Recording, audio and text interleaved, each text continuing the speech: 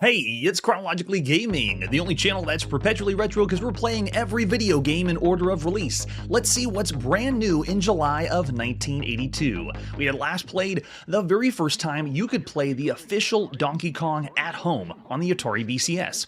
I first played Donkey Kong after Atari re-released it after 1988, and I was not impressed. I thought it was a load of trash. So seeing Donkey Kong here on the channel, though, has completely changed my perspective.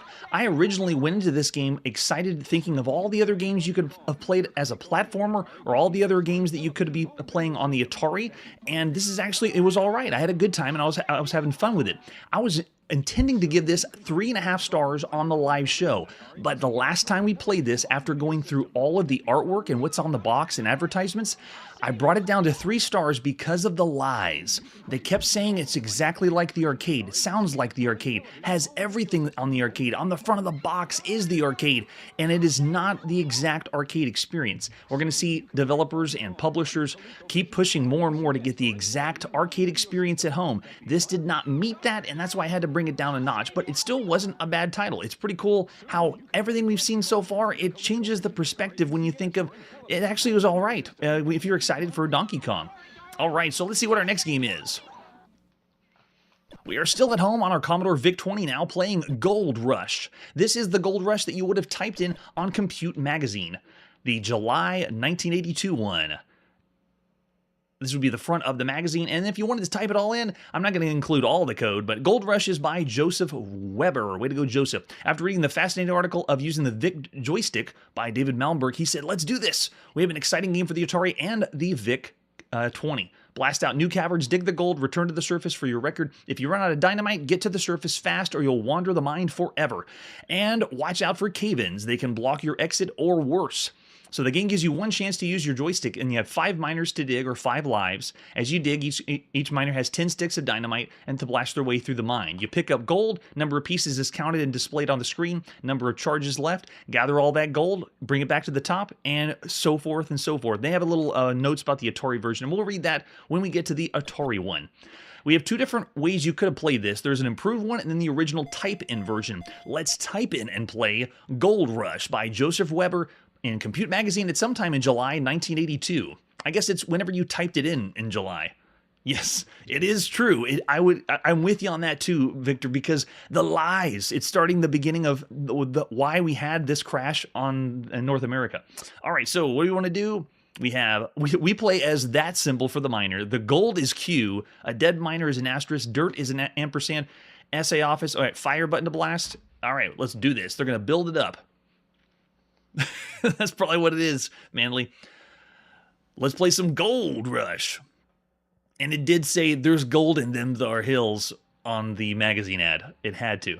All right, so I'm at the top of the screen displayed right now as a diamond. Did I already die? There already was a cave-in? So the diamond goes around, picks up the gold. The gold is represented by the circles. You have a blast. The charges are really hard to see there in the bottom right. It says I got 9 left. But you blast your way around, pick up as much gold as you can. And when you're ready to cash in, you go to the top, back where the heart is. Cash in them gold and get some more charges, and then just keep going. So the whole idea is it's ultimate collect-a-thon. Collect all the gold you can, blast passages through. This, I wouldn't say, is based on anything from Dig Dug or the other digging games we've seen, like the Pit and the arcade. This seems like its own property. This is also way before we're going to see anything remotely close to Boulder Dash, which will be a huge hit years later. But you can kind of see the idea. We're still digging around. And in a way, this reminds me of a improved version of Miner that we saw on Commodore PET. But very, very simple. Go around, pick everything up. But the idea is the more blasts you do or moving around the mines will cause cave-ins. So it's more of a randomness if you're going to die from a cave-in, rather than on your own accord because you made the mistake. It's that damn randomness. You can see I got cave-ins here. And I gotta blast myself back, and the entrance is blocked, so I gotta blast that one, and then we can finally get to the top and cash it in. And they give us our money at the top. There's no elevator in this one either. All right, so there you go. That's Gold Rush. Here's a peek of what the improved version looked like. Still by Joseph Weber. I don't know for sure if this was in the same issue or the same month of 1982, but it's pretty close. All right, we actually have a difficulty we can choose in this one. Let's go easy. That's true. We all won from the video game crash at some point. Thanks, Donkey Kong. Thanks, Pac-Man. Thanks, games we're going to see later. All right, so this is the Vic Gold Rush. We're still represented by the same diamond symbol. Press the fire button to blast. It looks like we've... What's the improvement? Okay, it looks like graphically it looks about the same. But it's still Gold Rush. Go in, get all the gold, and do you have the time to go to the top to cash it in or not? In a way, this looks and feels like most of the Commodore VIC-20 games. It's like there's a model that VIC-20 games were playing. Oh, we did it again. We died right on the first explosion. Maybe because we're too close to the top. But every time you play, it's a random map, which is a nice touch. And it does use the Commodore VIC-20 joystick, so I'm not having to fumble around using the keyboard. Oh, this is a nice, this is a nice maze I got. I'm just going to wander around and collect all the gold.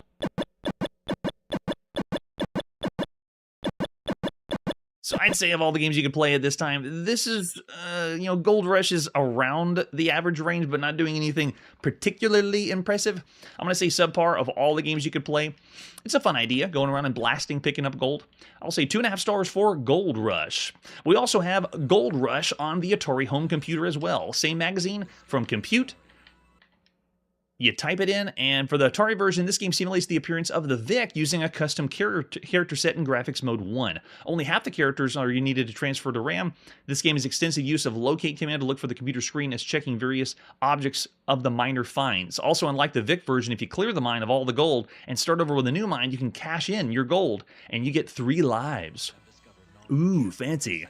Let's type in and play Gold Rush, again by Joseph Weber in Compute Magazine at sometime in July 1982.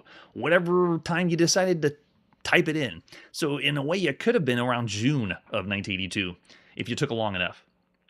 That's true. This is kind of like a hybrid of that. I'd say the very first time we saw anything close to this kind of explosions was Warp and Warp in the arcades. Check that one out. It has a bomb mode, and it blew me away.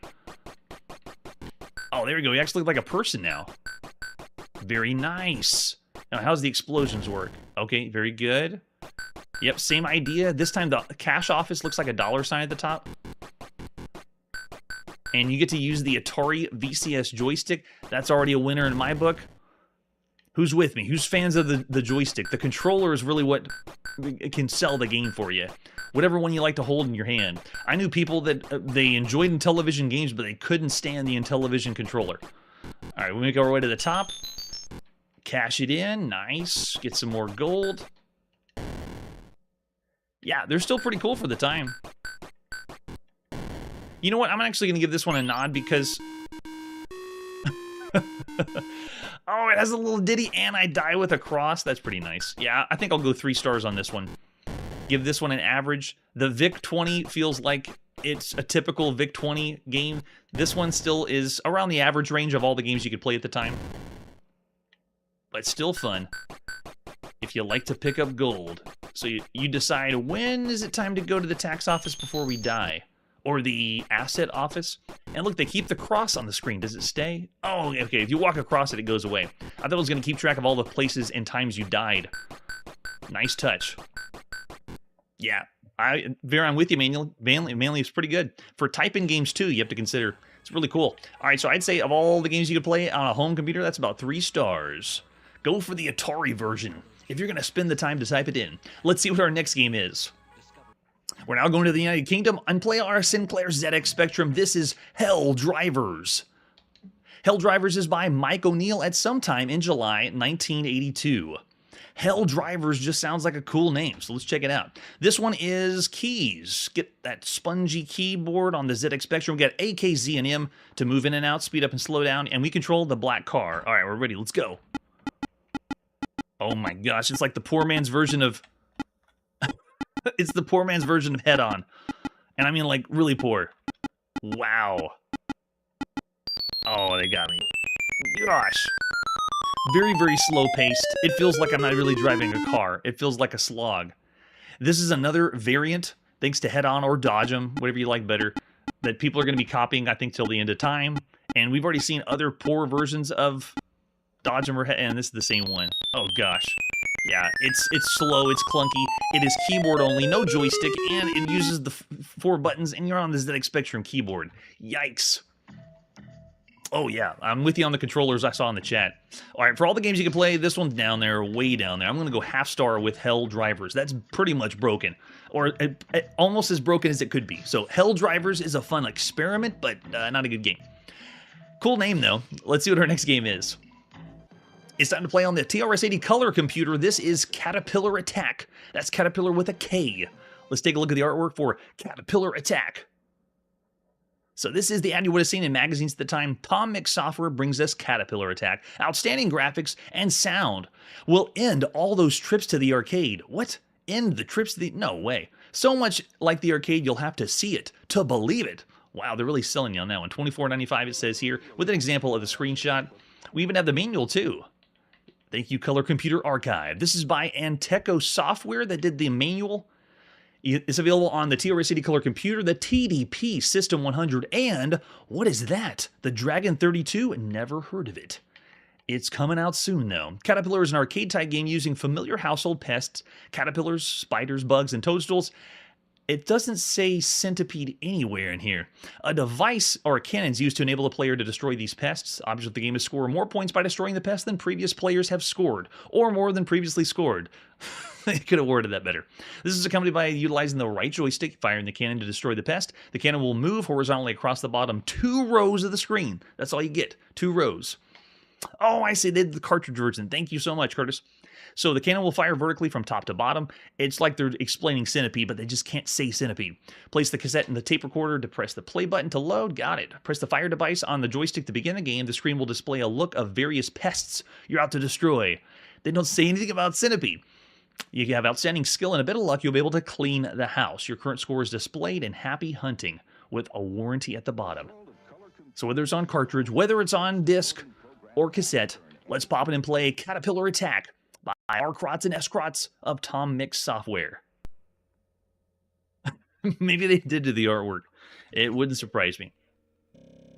Oh man, I love the green glow. Let's load it. They're starting to do more machine language. The last few color computer games have been only machine language. They're learning. We still see a few basic games every now and then on other computers. There we go. Yes, by R&S Crots. Let's see what you got, Crots. All right, so of all the games we've seen up to this point as far as Centipede variants, at least on the TRS-80 color computer, we've already seen some. There's already been some good ones. There's been actually, I think this is one of our first ones of the Centipede variants. The fixed shooters have been close to a Centipede game, but this is actually the first real copy that you could play on the TRS-80 color computer. The first official Centipede was on the Atari 800 already that we played, and of course in July 1981 is when Centipede was released. So this is the 1 year anniversary. So 1 year since Centipede arrived in the arcades, we got Caterpillar Attack. Oh yes, the vertical motion. Yeah, you only get 2 rows whenever you play this one. Yeah, limited vertical movement. It's also missing the Scorpion when you play this. But this is the very first time you can play something that really looks and plays like Centipede. Oh, and nice touch. All you got to do is push the button on the joystick, and you're ready to go. Gives you your point score. We got a little ditty when we start. Nice. So here we go. At the bottom of the screen, I love the analog controls. That's pretty nice. So I got 2 rows to work with, and when it's time to fire, yeah, holding it down works the same as on Centipede. So even though, yeah, there's no Scorpion that's causing problems, but you can see that it moves pretty much like as close as you can to Centipede. But except that vertical movement, you don't have a lot of range down at the bottom. I also have noticed that the caterpillar itself has some glitches where it'll lock itself in mushrooms and won't be able to get out. But I mean, look at this. If you had a Coco, this is the closest thing you got to Centipede to play. If you're a big fan. Oh, it doesn't change color, though. It's the color computer. And we're not changing color on the Centipede, or at least level by level. At this point, we played countless Centipede variants on other home computers like the Atari 800, the Apple II, and so forth. So there's been lots of other ones out there that we could play. Oh, there you go. I did change the color. Maybe we got to go a little further. Oh, yeah. That's probably why. It's tile-based. Yeah.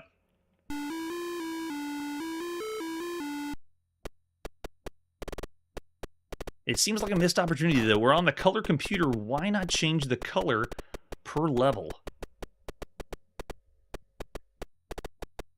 But I got to tell you, I dig the joystick. The analog controls for this are pretty good, despite it being tile-based. If they didn't do that, then this would have been a really smooth game.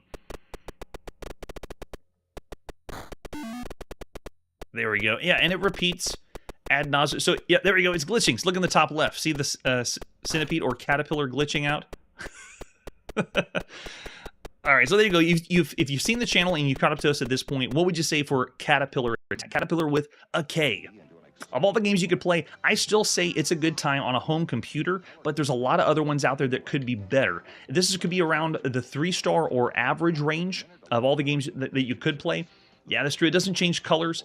Later Centipedes clones are going to do that. We've already seen other ones. Some of the best ones have been on the VIC-20 and the Atari home computer. Yeah, Errol's going 3. I feel the same way, too. It's about 3 stars. The simplicity, though, but a good shooter, a solid shooter to play. I'm impressed with Tom Mix. Yeah, there we go. Yeah, oh, the shot sound effect. All right, so that's Caterpillar Attack. Let's see where we're going now. Our next game is on the Atari home computer. This is Meltdown. Let's take a look at Meltdown, starting with the box. Meltdown is not to be confused with the Meltdown we saw by APX. That was a completely different game, played more like Donkey Kong. This one plays like another arcade game. This is by Cosme. Meltdown, also called Meltdown at Megalopolis. 10 different screens and 10 skill levels and 10 different screens. Available both on disc and cassette. Arcade quality fast action. It's the middle of the night at the Megalopolis nuclear power generating plant. In the stillness of the control room, all hell's broken loose. 8 lights above, the 5 reactor and monumental machinery surrounding them. Went terribly wrong. The coolant system is failing. The cores are boiling dry, and unless tremendous heat of the nuclear reactor can be dispersed, the reactors may begin to melt. Your job is to save the day. And then we have the 5 1/4 floppy disk. You'd pop in your Atari. It only says 400 and 800, but we're already seeing some games say it's for the 1200. Atari 1200. That's exactly the 3 Mile Island incident. Obviously, is a big impact on culture, and we've already seen several games that want you to do either a nuclear reactor simulator or something with nuclear reaction. The other Meltdown by APX was the same way. All right, so beside that, we also have the manual for Meltdown at Megalopolis. A 10-level, exciting, challenging game in 16K. Wow, and only in 16K for 10 levels? When you see the game, it's even more impressive. So it's the middle of the night, Our assignment is reach the reactor in time, remove the uranium rods, return them to safety. You must evade layers of radioactive mist and clouds, dash through a corridor containing bolts of atomic energy, and then through a series of moving rooms, most of which disappear after you exit, until you reach the reactors. Here you enter the containment chamber, extract the rods, and move them to the lead safety vault by returning through the same hazardous course. Deactivate all 5 reactors, and you get 10 different screens with 10 levels of difficulty. Wow, 10 screens! That's pretty good for a home computer on 16K. Oh, there it is. For this manual, they have the Atari 400, the Atari 800, or the 1200 XL. It is brand new. And to load the program, we'll breeze by the cassette and disc version. You have to have the joystick to play. This is a I think it's 2-player, but it's alternate play, so you can't play at the same time. After the program's loaded, you'll see the title screen. It has the option to do 1 or 2-player, and then you're now set in the mode to go. Press the select button or reset to change the options. Commence the game, whatever you choose. As the game begins, a manual will appear at the bottom of the screen. Your assignment is get him to safely go to the nuclear containment chambers at the top and remove the reactive uranium rods, return them safely to the bottom. Each time you perform this feat successfully, the reactor you enter will disappear and the horizontal temperature gauge will decline and give you some additional time. Complete this assignment with all 5 reactors before the temperature reaches 5,200 degrees Fahrenheit, and you'll be off to the next level and 5 new reactors. Complete all 10 levels, and you've saved Megalopolis. You move your player safely through 3 layers of radioactive mist and clouds. Touch anything in the area, and you are incinerated. Whoa. And it tells you about all the different chambers and obstacles you're going to come across, and then a game hint. The reactors on either edge of the screen are the most difficult to enter or exit. Try to get them first before you've lost too many moving chambers. End of the game will be over if you lose all your players or allow temperature gauge at the bottom to reach 5,200 degrees Fahrenheit. Got to know what the scores are, bonus players, what the option key, select key, and start key does, and the display. And if you can't load the program, man, you got to do a lot of troubleshooting back then. It wasn't easy. You couldn't just go on the internet. Programmable biography. Hey, this is by Robert T. Bonifacio. At 17, he's already designed the second computer game, the bestseller, following Aztec Challenge. And this is Meltdown. All right, here we go. You can see that manual was from 1983, so we're going to play the very first time you ever could play it. Let's pop in and play Meltdown by Robert T. Bonifacio. Published by Cosme, and then later in 1984 by US Gold. Whoa, it was $850 for the 1200 XL? Yikes, even now. That's amazing.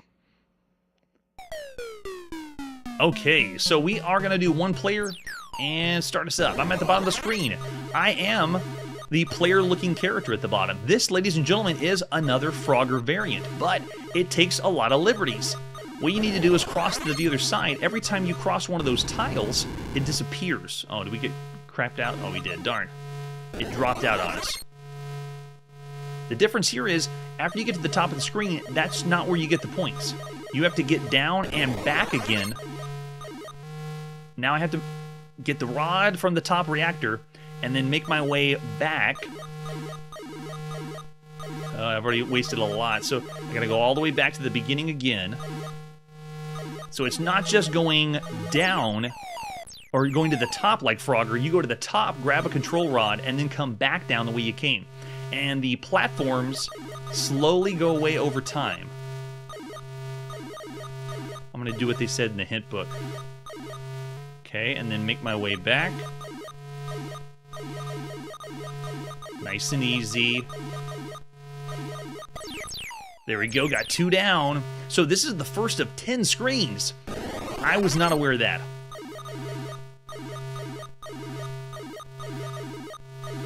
I mean, think about this. This was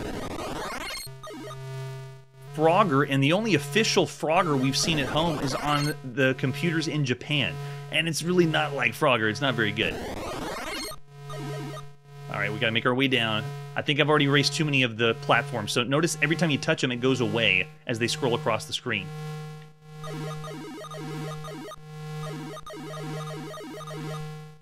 Quickly. Okay, there we go. 2 left to go.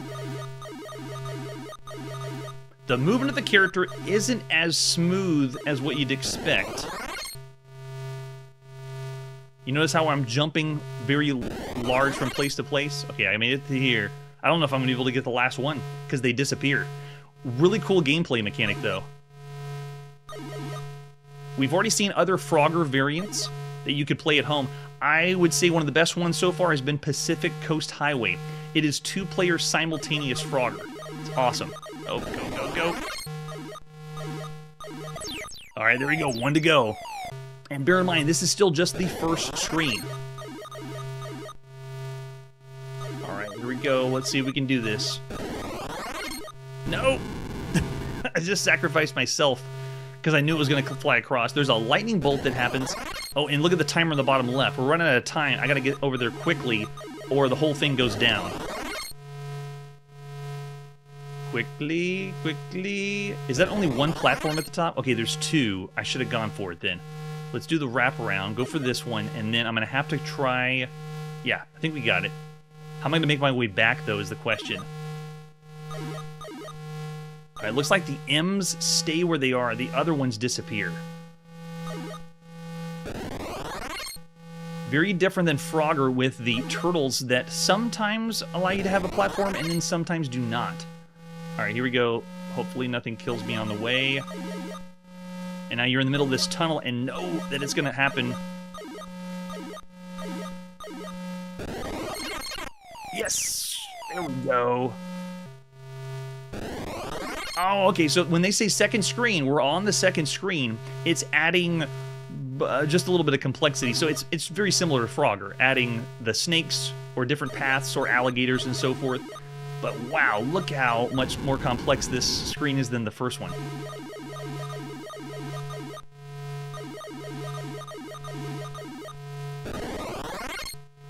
Okay, let's do it a little smarter now. Now that I know that the M pad is going to stay, I could wait around for the M pad every time. Oh, and if you go to the sides, then you die as well. Wow. All right, I love Frogger. I love Frogger variants. This one's pretty good. This one's original. It is still fun to play, and it's adding different a lot of different things to make you feel like it's kind of like Frogger. The only thing, if I had to have a nitpick, it'd be that whenever you move around, you kind of jerk to it. There's no animation to it. It feels like it's not as smooth as it could have been. But still, for the time, Meltdown's awesome. We have the only official Frogger in Japanese computers, so there is no, like, Cornsoft Group hasn't made Frogger, or there hasn't been Sierra bringing Frogger home. So, and there's nothing on consoles yet that's the official Frogger. So I'd say of all the games you could play up to this point, this is a great game. Above average for sure. I'm actually going to go 4 stars because of the originality and because of how fresh this idea is. Oh, that's true. Activision. Well, what do you mean, Freeway Activision? Or the actual Frogger clone that Activision did? Oh, yes. Yeah, I like the things they did differently as well. All right, so let's see what our next game is after Meltdown. We're back on the TRS-80 color computer. This is Pac-Maze. Oh, yes, Frostbite. We're going to be seeing that one later. All right, let's take a look at... Oh, the artwork we have for Pac-Maze is just a few screenshots, so let's pop it and play some Pac-Maze. At sometime in July 1982. This is another machine language game. They're learning. Yeah, I love it, Manly. If it was a frog, well, I don't know. Maybe they were trying to get out of hot water because the legal disputes were coming all over the place. Okay, so how do we go in this one? Oh, it's Pac-Man, yes! Whoa, the controls feel clunky as hell. It feels sticky. We went from these awesome analog controls when we played the Caterpillar attack, and then we go to this one, and man, it's rough. It feels like molasses. Yeah, they don't translate very well at all for this one. Or it's not as responsive. I wonder if there's keyboard controls so I don't have to use the joystick. They did? Oh my gosh. It's also very limited on sound. There's very, very small pips whenever it makes the sound of hitting the dots you pick up. And notice how the top warp is at the top and bottom rather than on the sides. Almost like, was it Catrax on the Emerson Arcade? No, Catrax had the warps on the side as well. And we're already game over too. Wow, that's a pretty much clunky mess. And yeah, the color palette. It's the TRS-80 color computer. They have other colors to choose from. We've seen better color on the TRS-80 color computer. Why? Why did you choose this one? Maybe they were doing it for their daughter and wanted to get some Easter colors. Come on. Yes, this Pac-Man decides to move whenever he wants to move. I wanted to try out the... Oh yeah, no way. And whenever you die, it's not a big fanfare. It's just, nope, you're done. That's it. Well, at this point, the TRS-80 color computer has already had 3 fairly average Pac-Man variants. Cave Hunter, Ghost Gobbler, and Scarfman, to name a few. If I had to pick of those 3, which one would be my favorite, I say Ghost Gobbler would be the best so far you could play as Pac-Man variant. Yeah, this one's pretty terrible. Yikes. I gotta say, for Pac-Maze, that's low. That's a bad game. It is not up there with the likes of Ghost Gobbler, at least on the TRS-80 color computer, but you have to think of every other home computer and all the other Pac-Man variants that have been out there. I mean, think of the Atari home computer and think of Ghost Hunter. This one puts it to shame, like, yeah, 2 at best. I'm with you. I'm gonna go even lower. I'm gonna say 1.5. It's rough on the eyes. It's rough on the controls. There's barely any sound.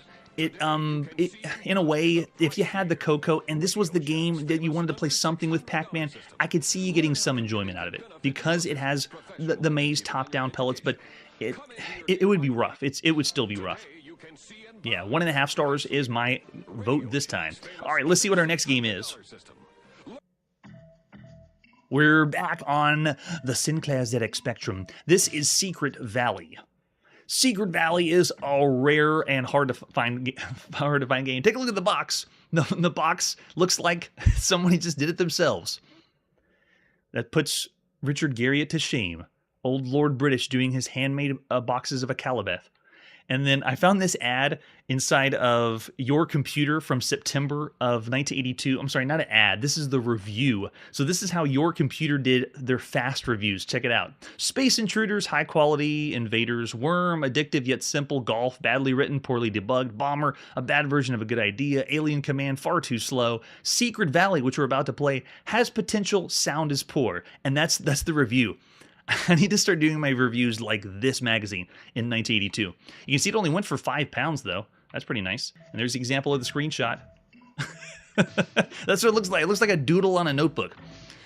And I think we have, yeah, some different versions. This will work on the 16K version of the ZX Spectrum. Let's pop in the cassette and play by Newsoft Products, Secret Valley at sometime in July 1982. What is thy given name?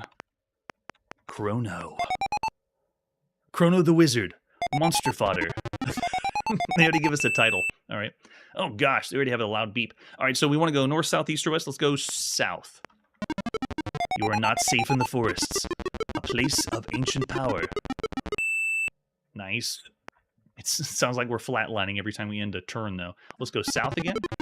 You're not safe in the forests. We found a ruby necklace, though. Nice touch. All right. And let's go south again. Beware of sprites and kraken. Are we in the ocean? All right, let's head east. You're not safe on the plains. Luck at last. A spell stone. Chrono the Wizard. We got 35 treasure. Monster kills. Okay, spell stones. Nice. So I guess that's treasure. All right, now this game is playing very similar to other games we've seen, not just on the ZX Spectrum, but other places. One of them in particular was the Black Crystal, and the other one was the Valley, where you're essentially moving around in a role-playing setting, very limited role-playing, and as you move around, everything is happening random. So when you make your moves, it's randomly going to tell you what's happening on that space. So as far as attacking other enemies, it really doesn't happen here. Yeah, I can see what they said about sound effects were pretty bad. All right, let's head east. Again, we're not safe on the plains. We're not safe anywhere. Okay. Doesn't say what's next. Let's go ahead and head south. Beware of sprites and kraken. A trove of gleaming diamonds. Well, we're getting lucky for this one. And let's go south again. You are lost in... Oh, you're in trouble now. Your approach has been Your approach has been tasted by a wyvern. Do we want to attack or retreat? Let's attack. Sword, magic, or bribe. I love this.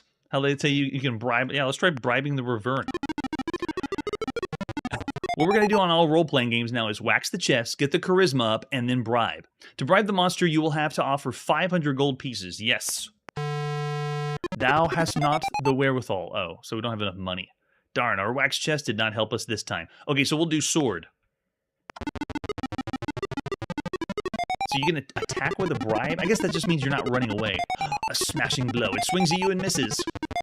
Weaker. You missed it.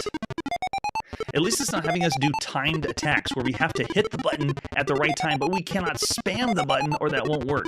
Look at all this. It's scripting out all the attacks. Success. The wyvern is slain. Beware, there are other monsters nearby. Chrono the wizard. Monsters killed 1. We killed the wyvern with a sword. That's right, we did. This is the luckiest we've been in these kind of role-playing games the entire channel. Yes, and we're not safe with headphones on. Gosh, every time you end a turn, it's like you flatline. Okay, let's go ahead and head south again. All may be lost in the Grey Keep. Even though the Grey Keep is obviously magenta. Let's keep going south. Through the Grey Keep. Your approach has been heard by a hobgoblin. Do we want to attack him? Yes! Let's attack the hobgoblin. This is all dice rolls, by the way. It's all random. There's really, I feel like I'm not doing any skill to play this game. It's just, sometimes it may be a good experience, sometimes it may not. Let's sword this sucker. This does play better than the other ones that needed a timed attack where you had to hit the button at the right time. This one is just, it just plays out, and it's just totally random. Yeah, that's true. It is totally random. A smashing blow. A desperate PSI blast. In a way, I feel like these games, this style of role-playing games, is a small step backwards considering the other role-playing games we've seen. I would consider this less than the Dungeon Quest series or the Star Quest series. And it's not nearly close to, obviously, Wizardry or Ultima. Those are like setting the bar for what role-playing games should be. All right, there you go. There's an example of the Secret Valley. We found the Secret Valley. We played the Secret Valley. It's not much of a good Secret Valley. I'm going to think this is still a bad title considering the other games you could play. It is unique that you can go in as a role-playing experience and you know what's going to happen when you play, but the randomization just brings it down. I'm going to say because of the other games we've seen so far, this is either a 1.5 or 2-star game. Yeah, very random, I saw in the chat. So, Secret Valley, I bid you adieu. We'll give you 1.5 stars. Oh, Victor, you're too kind. Maybe we should bump it up because we had so good of luck that time. All right, after Secret Valley, let's see our next game. It's time to head to the arcades in Japan and play some Sky Army. Let's take a look at the advertisement flyer for Sky Army, if it's the real Sky Army advertisement. This isn't the advertisement flyer you've been looking for. This is by Shoei. Shoei. I'm not sure how you pronounce it, but this is the third game we've seen by this company, or at least published by this company. The first two we've seen have been Space Intruder and Streaking. That's right, the company that brought you Streaking brings you Sky Army. There's a terrible picture of the arcade cabinet. Over here, right above my shoulder, is the instructions that you would have seen in Japan of how to play Sky Army, right on top of the arcade PCB. We have an 8-way joystick. We got 2 buttons to fire and to bomb. This is 2 players, but you don't get to play at the same time. It's alternate play. I'm with you on that. Yep, Curtis, that's the reason I did 1.5. If the sound was a little better, just like the magazine review said, I would have bumped it up. All right, let's go to the arcades and play some Sky Army. At sometime in July 1982. And let's switch it out so you can see the cool logo. And we'll see what the attract mode has for us. This looks like we're playing on the same screen, but it actually scrolls.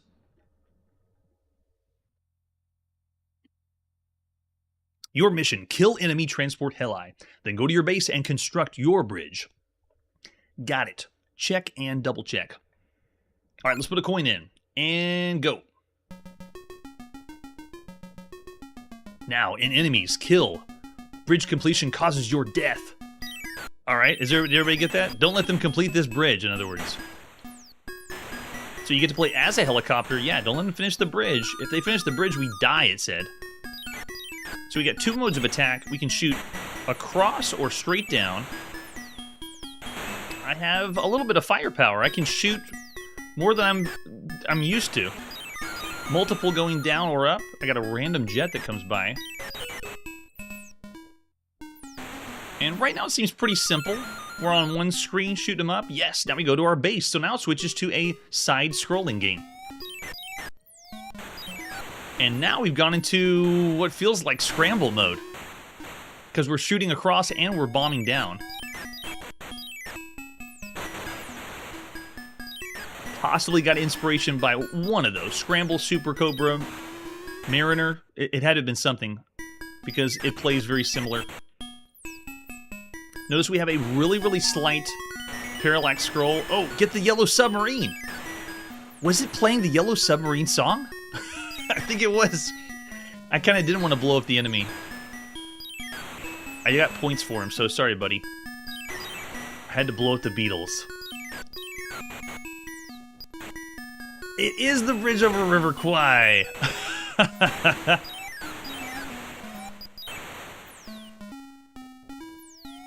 Yep, I can hear it now in the background.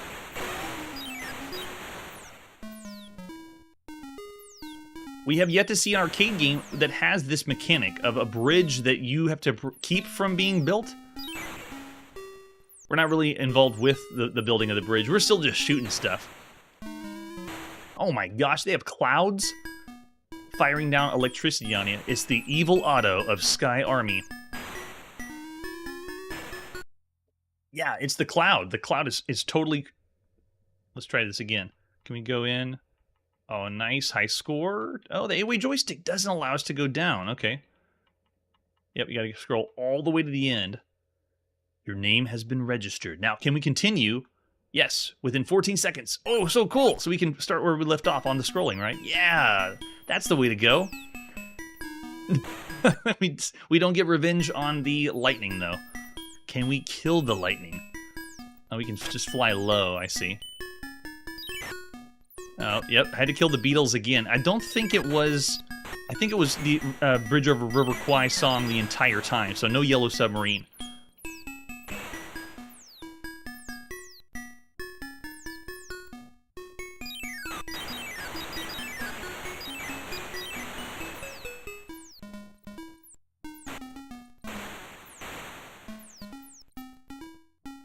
Now in yours, construct bridge. So this means we are not destroying the guy at the bottom. Yeah, okay, so everybody in red is on our team. Oh, because our helicopter's red. I got it. And we need to get them to build the bridge across. Well, go, bridge, build, go. What are you doing? Do you need, like, skies cleared or something, buddy? I don't know what's happening. Maybe if we fall on the bridge, it'll help them build it.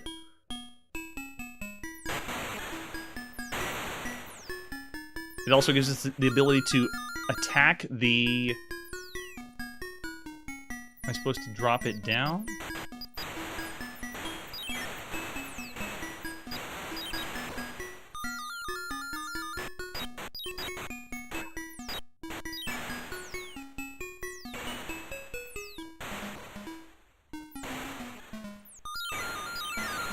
Now I'm wondering what exactly the song is. If they are pulling from public domain, it could be anything.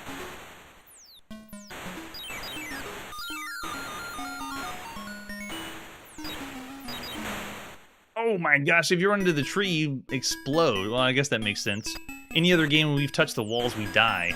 Same here in Sky Army. Oh, wow. Yeah, let me try to see if I can pick it up, because when I did the play testing for this, it just worked. They were building it, and I just kept it defending. Let's try to pick up the piece. And we can continue where we left off. I got a happy bear. Can we touch this? We try to go fly up, and they fire us up. Okay, let's go, go, go. touch it. Yes, we are constructing a bridge. What? Awesome. Okay, so now I understand. That's pretty cool. At the same time, you have to fire, destroy the enemies.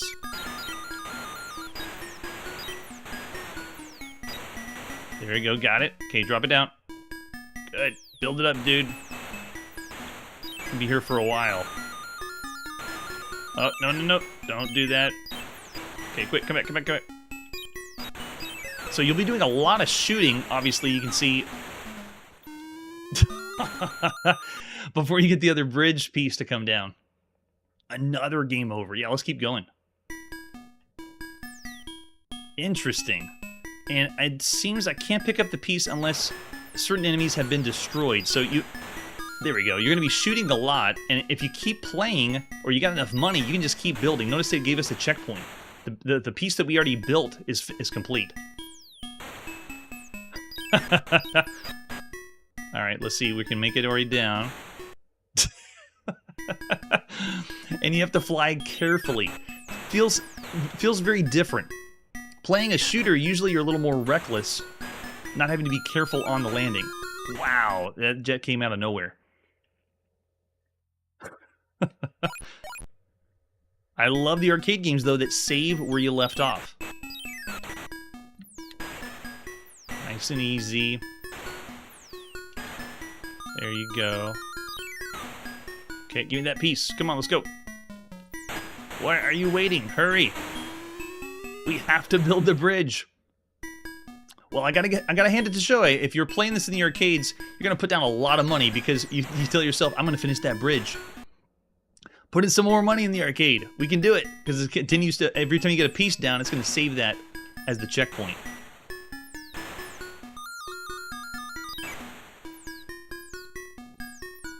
Anything? All right, come on, give me the piece. Why are you taking so long?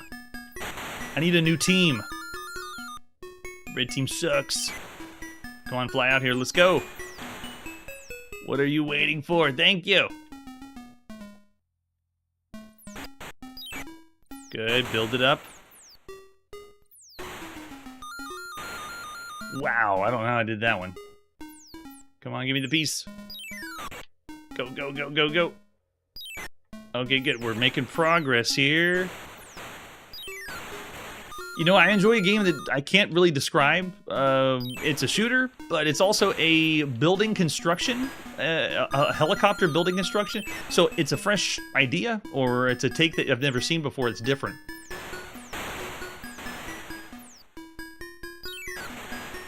Okay, give me the piece. Thank you. It still allows you to shoot it too, which is cool.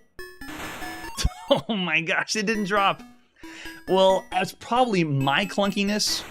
But in a way you can tell that there's some things with the hit detection that feel a little off. I'll just blame myself, though, for that one. There we go. So, of all the games you see in the arcade, though, it is a fresh idea. It's still essentially a shooter, but it's doing something a little different. So if you went to the arcades and actually played this, considering everything else we played, it doesn't feel like a Golden Age arcade game. It feels like a little off. Something's different about this one, but not necessarily for the good. It almost feels like you're doing a job, not playing a fun game to score points. So yes, we have seen streaking, yes. If you want to see the links down below, all we do is breeze by it because anything involving nudity or adult-only content, we're just kind of going by it. Yeah, I'm looking at the chat now for all the star ratings. We got 3 or 3.5. Yeah, I'm willing to go 3.5 because of doing something new. I say 3.5 of all the games you could play in an arcade. And yes, Satan's Hollow we have not seen yet. I don't know what Satan's Hollow is, but we will be seeing that very soon. All right, let's see what our next game is. We are leaving the arcades. It's time to go back home on the Atari home computer and play Slime. Let's take a look at Slime, starting with the box. This is by Synapse Software, and I think I got a 3D one, right? Yeah, there we go. We got the cartridge inside. Slime looks like we are... Actually, this is a really good representation of what you're doing in the game, of how you fire and shoot. Nice logo, too. Over a sea of slime. Flip it over the back. This game requires joysticks. And can you prevail against the Invincibles, absorbers of the deadly slime? Only your superbly trained task force can stop the Invincibles and spell the difference between survival and gruesome annihilation. And I'll explain more when we get to the manual. Yes, we have played Atari today. Actually, I don't think we played Atari today. Have you played Atari today? Let's see the other arc we have for Slime. We have played Atari Home Computer. Here's the ad, or one of the ads you would have seen by Synapse Software at the time. A game for all seasons. Of all the games here on this ad, I highly recommend Nautilus if you haven't played that. It's pretty cool. It's the top of the top. Chicken's all right too. And the other ones we haven't seen yet, but we are going to see. Synapse delivers some pretty good ones.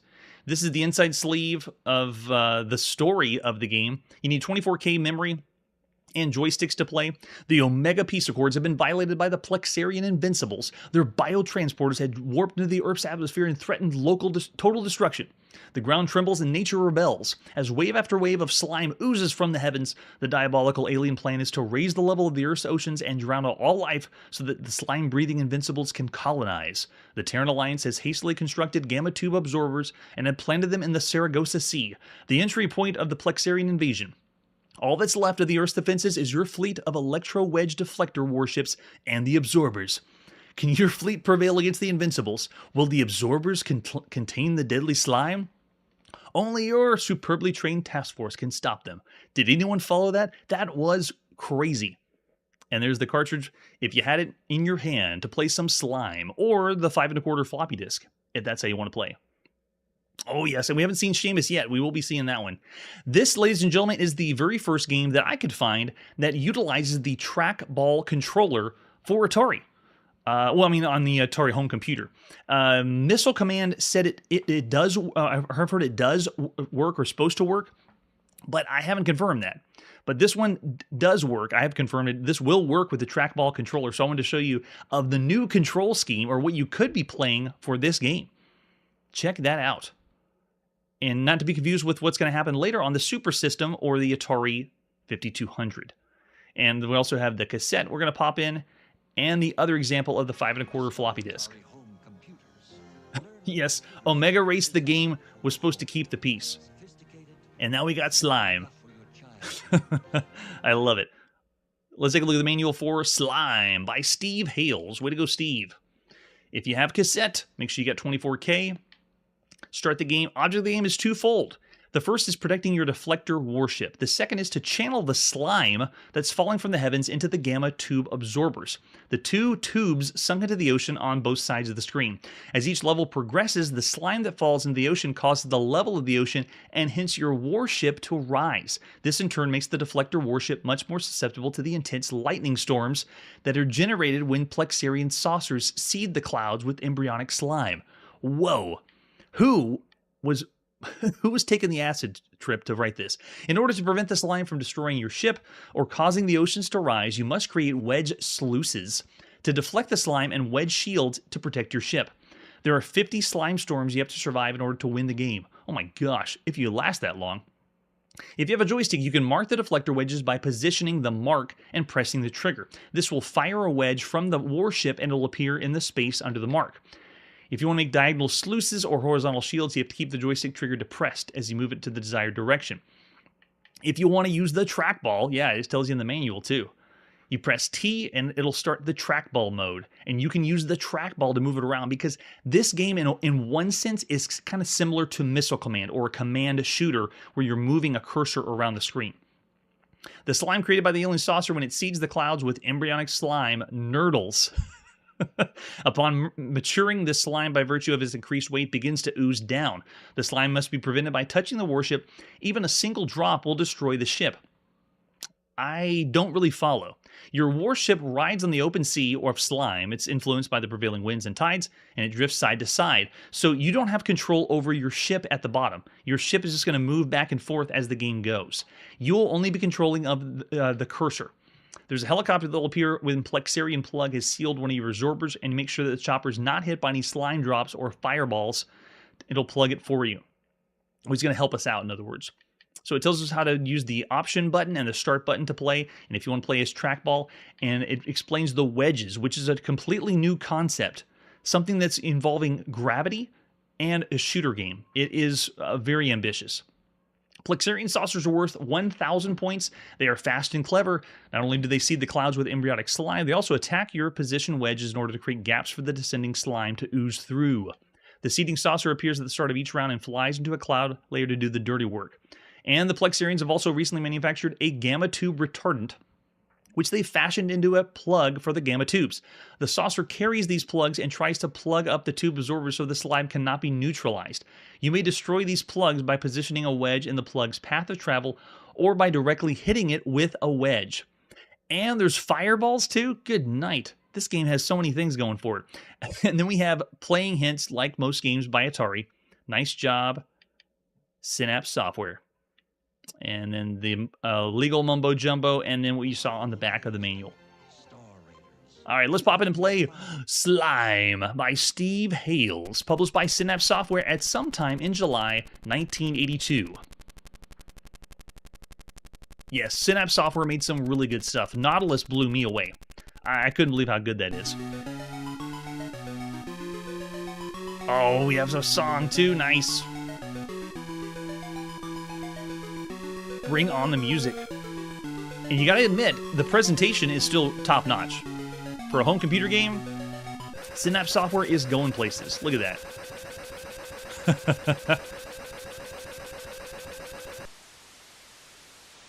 Oh, look, and they're even advertising the other games. Protector 2, Nautilus. Yeah, way to go. That's the way to do it. All right, prepare yourself, Carbon Unit 1. I'm going to start with the base mode. If you play this with multiple people, then it's going to be alternate play. So you can actually choose up to 4 people to play if you wanted to.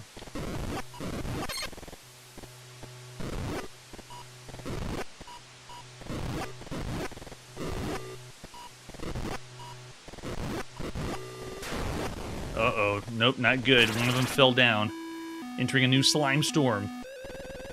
So the ship at the bottom is moving on its own accord. I don't control that. All I control is the cursor on the screen, which would play really well if I had the trackball. I'm playing with joystick now, and the idea is you try to get all the slime to fall down into the tubes on the right side. You can also fire your shots directly on the slime and then just destroy it. You don't get as many points for that, though. You're trying to get it to fall down into the tubes. All right, let's see if we can make a nice little... There. I'll just destroy that one. Can it fall? Oh, it can't get stuck. Okay. Nice animation, though, on the slime. It's really, really slick. And this concept is another one of those games that I couldn't explain as well as other ones because it's so unique. It's a combination of we're playing a fixed shooter and missile command, but we're also having to divert an object into another place. But the clunkiness of the control, the cursor doesn't feel very smooth, and even if I did have the trackball, this isn't moving. I don't know if it's hard to describe. The joystick is making me feel like as I move the cursor around, I'm having it stops at a certain point, like it's only hitting certain pixels instead of smoothly moving around. Gotcha. We got really fast reflexes on that one. Warning, entering new slime storm.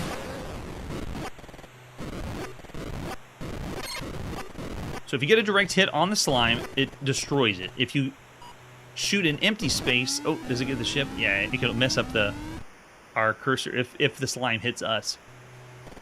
And if you hit anything else, then you'll just make your own platform. But it's not very accurate. Like as I move around trying to put it where I want to, it feels jerky. It feels like I'm not able to put it exactly where I would want. Go. Good. And you see, as you go on, the platforms go away, and you need to be quick to get them to go in. Yeah, it's hard to move the right way, and you know that the ship that's at the bottom, you don't control. It just happens to go that way. All of those, again, are games that I have no idea what you're talking about, Victor. Or I'll pretend I don't know what you're talking about. Yes, and we haven't seen Threadfall yet. So this is the first one to do an idea like this. However, diverting things in other places is not a new concept. There's a game we played called Girders, I believe by Taito in the arcades, that was essentially lemmings. So if you get a chance to check the links for all the games we've ever played, do a search for Lemmings variants, and we've already seen something similar in the arcade. Gotcha. Yeah, I'm with you on that, Errol. This is not up to par with the other releases by Synapse. It's not as clear on how to do what you're supposed to do in the game, and it's not the execution for how the cursor moves around isn't very well done. I will nod them, though, for allowing you to use the trackball, but even with the trackball, look at how clunky it is. It's not as smooth of an affair. I'd like to know for sure if with the trackball it was a completely different experience, and you didn't have this this same control. And reviews at the time were not kind to Slime, complaining about the controls, the slowness of the game. How it was, it seemed you couldn't divert the slime whenever you wanted to, or put the wedges wherever you wanted to. Yeah. Oh, 4 rating. Yeah, graphics and sound. You can tell the presentation is still way above par. Synapse software is good for that. But I'd say of all the games we've seen so far, Slime is not really hitting any marks higher than something above average, just because of the control scheme. I like the idea, I like the originality, and I love games that I can't really describe very well. It's something new, and this one feels like something new, which is kind of nice. All right, so any other ratings we got for Slime before we close the door? I'm gonna go 3.5 stars for Slime. 3.5-ish. Yeah, we only do half-star ratings. A lot of these games, there's sometimes I would want to do a quarter or even an eighth of a rating if I could. But we're just going to do pretty generic just to have an idea of what's really good out there and what's really bad out there. All right, we got to put our video game playing on pause. Keep going with all the games in 1982. Tune in next episode for the latest issue of Softline magazine and all the games that start with space in July of 1982. That's it for today, and like I always say, you can't have an excellent game without an excellent controller. Hey everybody, thanks for checking out the channel and joining me on my quest to play every single video game in order of release. We'll be streaming live every weekday at 9 p.m. Central, so join us and let us know if we miss any games along the way. This video would not be possible without Launchbox, RetroArch, and MAME. Tell all your friends there's some crazy guy named Chronologically Gaming trying to play every single video game. We have links down below that'll send you to places like our Discord and Patreon, and one that says all the video games we've ever played. If you go there, it's a list of everything, and you can click right to the game you want to see. Chronologically Gaming is the name to look for. We are perpetually retro, and we will catch you next time.